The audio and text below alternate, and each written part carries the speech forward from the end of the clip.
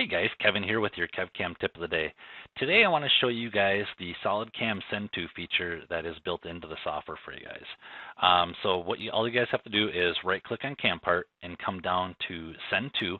And right here is what it will do is it will package everything up for you. So if you need to send your project off to another coworker or send it off to another company or even send it off to us at tech support here, this is the best way to go about it, because what it's going to actually do, it's going to zip up everything that we need, including post-processor. It's going to include all your fixtures. It's going to include all the assemblies, everything all up in one package for you guys. So if you guys are using mail, and by mail we're talking about Microsoft Outlook, you guys can click that functionality and it's going to automatically zip everything up for you and put it into an email format for you.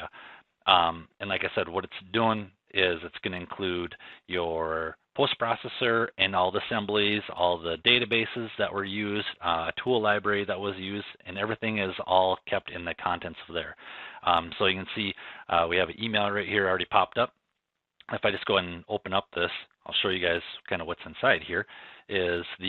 On this particular one, it's got the VMID, the GPP for the post files. All your SolidWorks assemblies are included in the PRZ portion and the Send To function.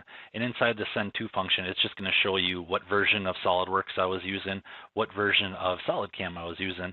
And that way, so when you send it to another coworker or whatnot, they can check to make sure they're running the same build as you. So just want to kind of show you that to you guys. Also in here, if I close out of here and do the Send To, you can also do it to a folder and save it over on the network or save it onto a USB drive. You guys will not need to do the including MachineSim unless you guys have MachineSim and you want your coworker or your partner to use the MachineSim as well. So just want to show you guys that tip of the day for today, and easy ways to transfer files over back and forth. And then, yeah. So all right, guys, have a great weekend, and we will talk to you on Monday. Bye-bye.